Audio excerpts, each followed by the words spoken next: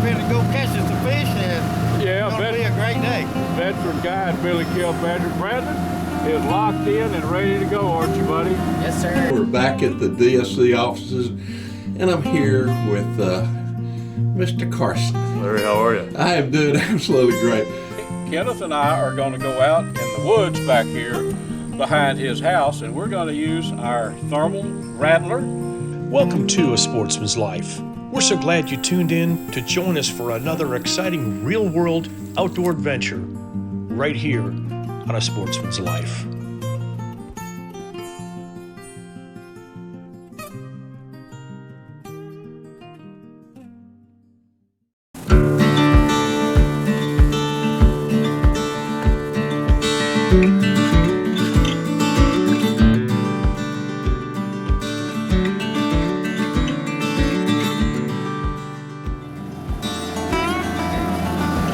Hey, good morning there. We're going to go catch us some fish, and Yeah, it's going to be a great day. Veteran guide Billy Kilpatrick. Brandon is locked in and ready to go, aren't you, buddy? Yes, sir. Heading back to some shallow water crappie. Billy, you've been guiding out. You have retired from this. Have And retired. you're a quarter of a century, Billy Kilpatrick, right here. Caught a lot of fish. A lot of fish. You've caught many fish, and Mr. Brandon Sargent is now taking up the slack. That's right. So we'll head back up in here. The sun's just coming up, folks. We're gonna get with it and catch us some crappie. Brandon, you got one, buddy. That's our first one of the morning. Not a bad little crappie. Yes, they're all good. And we're up here in what, 2 or 3 foot of water, Brandon? Oh yeah, easy. Pretty shallow. Pretty shallow. That's the first one of the morning. Yeah. Sun's just coming up. Let's get some more. Minutes. You ready for some more, aren't you? Yes, sir. Let's get some more.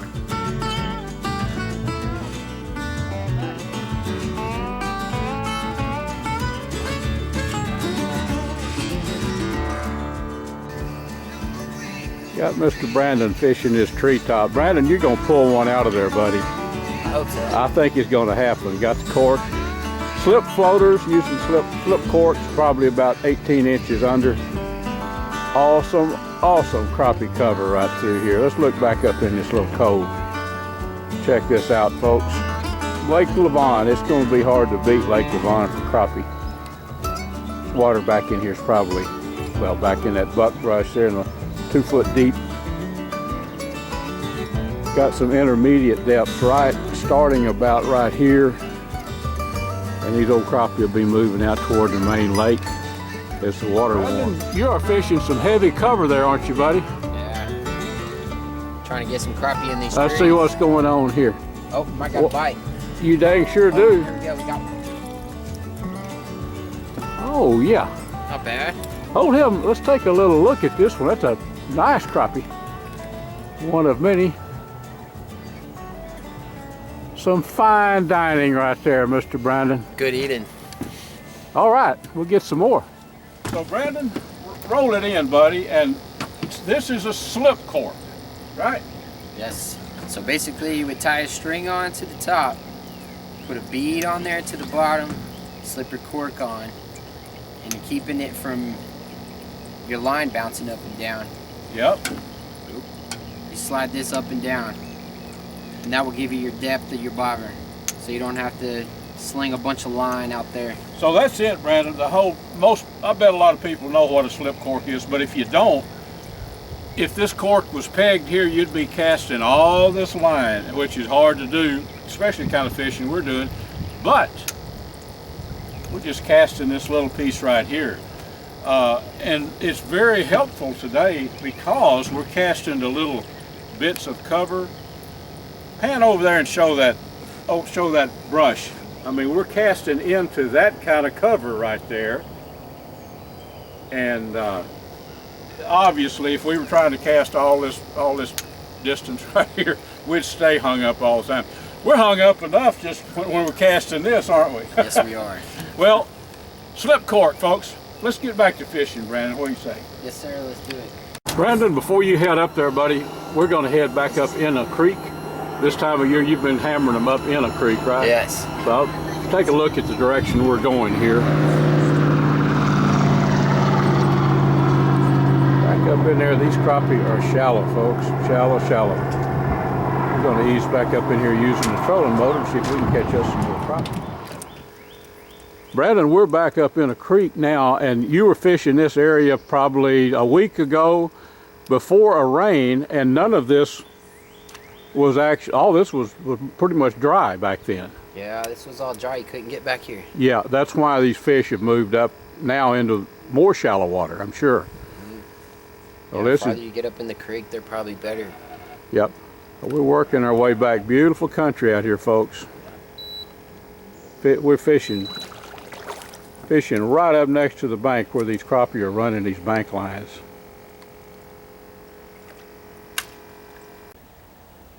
Well, getting an occasional bite.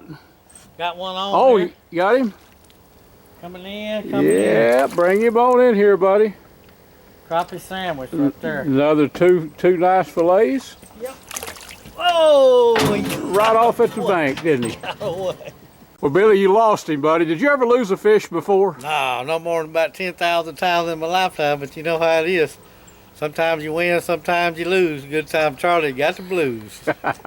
Oh, Brandon, one is right here, buddy. Right here at the boat. Get him. Oh, That's a nice one. Look out. Let's show him off.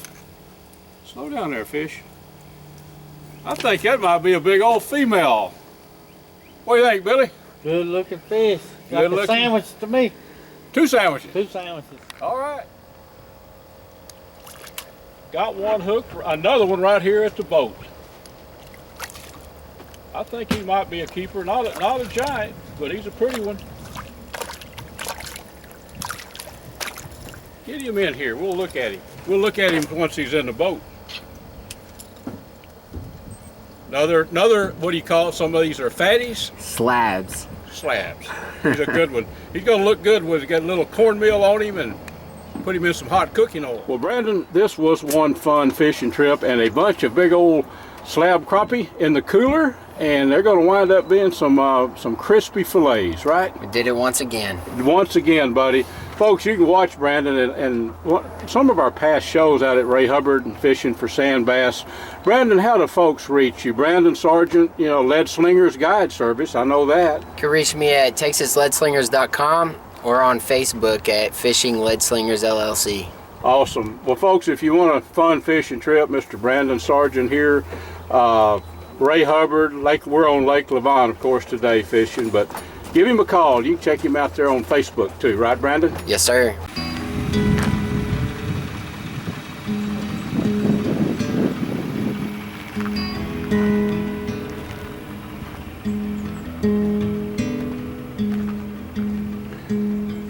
Brandon, I'm gonna have to walk about another 100 feet to get all this in this panoramic view, buddy.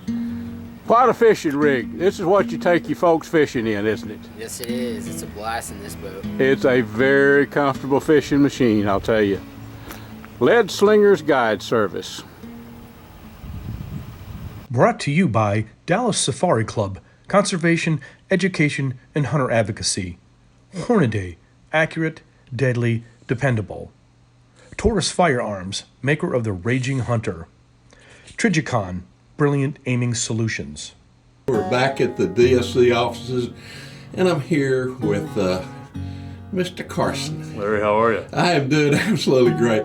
Carson, tell us a little bit about DSC chapters. I know we've got several scattered around, and there's always an opportunity for somebody to join a chapter, or there's also the opportunity to start their own chapter. That's a fact. So our chapter system started in 2015. We've grown to 13 chapters around the country. Constantly, part of my job is adding to that, so constantly working on adding to that. So expanding the chapter system. And then the other half of my job is taking care of the chapters that we currently have. And so I'm a full-time employee here at DSC, and my full-time job, aside from starting new chapters, is taking care of the ones we currently have. And so we paid a lot of due diligence and time and effort into that. All of our chapters are part of the DSC family. It runs similar to other conservation organization chapter systems. We have a few key details that really separate us and really make our chapter system special. First our chapters contribute less back to DSC and the DSC Foundation than like conservation orgs. That number is 25%. That comes in the form of 2 checks, a 5% check, and a 20% check. The 5% check comes to DSC, and that's used on things such as admin, insurance, etc. Now the 20% check comes to the DSC Foundation, and from that check is, our chapters get to pick a exact project where that 20% check goes to, so they know exactly where their money is going. Our chapters keep the remaining 75% of the net of the largest fundraiser, and 100% of any of their monies earned throughout the rest of the year. So in effect, our chapters keep or direct 95% of the funds that they raise. So that's huge. Secondly, a big key component of our chapter system is the emphasis on community conservation, making a difference locally. We're a pretty lean and mean staff here at DSC. We don't have the ability to make an impact in New Mexico or Connecticut or Georgia, etc. So we have our chapters. Our chapter system is there to make a difference locally and impact their communities for the betterment of conservation, education, and advocacy. How do they find out more becoming a member of a local chapter? Of course, DSC National as well too. Absolutely. But how can they find out about where these chapters are, and in case maybe they live in those areas, and then also what about starting one? So the best way to find out about our chapter system, if you don't want to pick up a phone or you don't want to send an email, you just want to kind of just take your time and just look at it on your own timeline. The best way to do that is to go to our website, which is www.biggame.org, and there will be a little chapter tab in the top half of the screen there. You just click on that. There's a chapter directory, so you can find out if there's a chapter in your area and how to get involved and things like that. And then if there's not a chapter in your area that you think there should be, you can, right below that little chapter directory tab, there's learn more about starting a chapter. And so you can click on that link and it'll tell you everything that I kind of just told you, a little bit more detail, and you'll be able to find out more. And if you still have questions after that, or you didn't quite find what you're looking for, you're always welcome to contact me. My email is carson@biggame.org, and that's carson@biggame.org. Or you can call me at 469-986-9135, and we can have a chat, and I'd be happy to answer all of your questions and see if it's the right fit for you. Carson Keys, thank you so very much. Look Thanks, forward to being back here with you again. And folks, if you're not already a member of DSC, you need to be. And as Carson just said, it's biggame.org. You can go there about membership as well, but particularly to learn about the chapters. Yes. Carson, thank you. I know you need to get out here because I think you got a fishing trip or something coming on, if I were guessing. Something like that. No, I wish it was. Thank you, Carson. Thanks, Larry. Thanks for your time. A Sportsman's Life is also brought to you by Air Force Air Guns, AGM Global Vision, H3 Whitetail Solutions, Pyramid Air, Gear the Hunt, Snaplock Hunting Blinds, Smoke and Tex, Striper Express, TRHP Outdoors, and Ultramatic Feeders. Conservation Today is brought to you by Hayden Outdoors Real Estate, the brand that sells the land.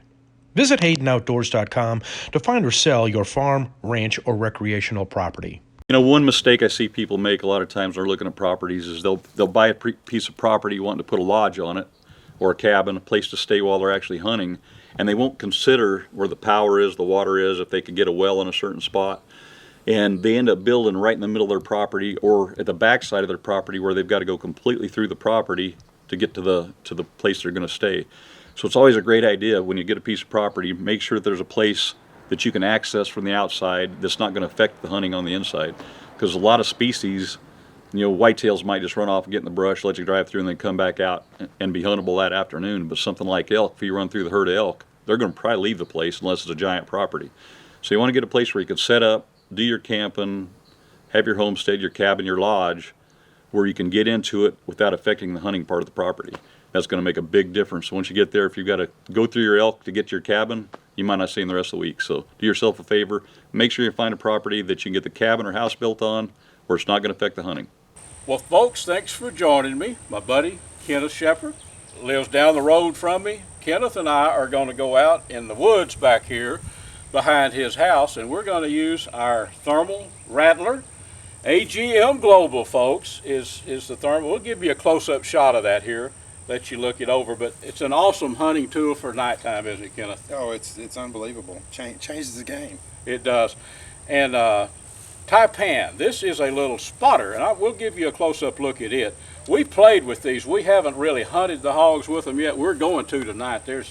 What'd you see? You were playing with this last night and saw 30. I saw quite a few hogs. It works really good. Out to 400 or 500 yards, you could see them. So you bet. Now, I cannot talk about the AGM Global without talking about Mr. Paul Tyson that introduced me to AGM Global and these products. I want you to know a website, folks, gearthehunt.com. Gearthehunt.com. That's Paul's website. It's one thing to have one of these shipped to you, but it's something else to have somebody like Paul that will show you how to operate them. that's fact. So anyway, that's gearthehunt.com. Kenneth, buddy, we got probably another hour before it's going to be dark, but those hogs have been coming out. We're going to try to use the Taipan here. It's going to be a challenge, but it's going to be fun. We're going to try to use the Taipan and film one of us with the rattler, AGM Global Vision Rattler right here. Try to film. I could not use that scope on a rifle if the bolt was out of it to film somebody. I can use this. Yeah, that's a camera. So I'll have this hopefully on Kenneth, or Kenneth will have it on me, and we'll see what we can put together. So Kenneth, I guess we've talked enough. It's time to go hunting. Let's All right. Do some hunting.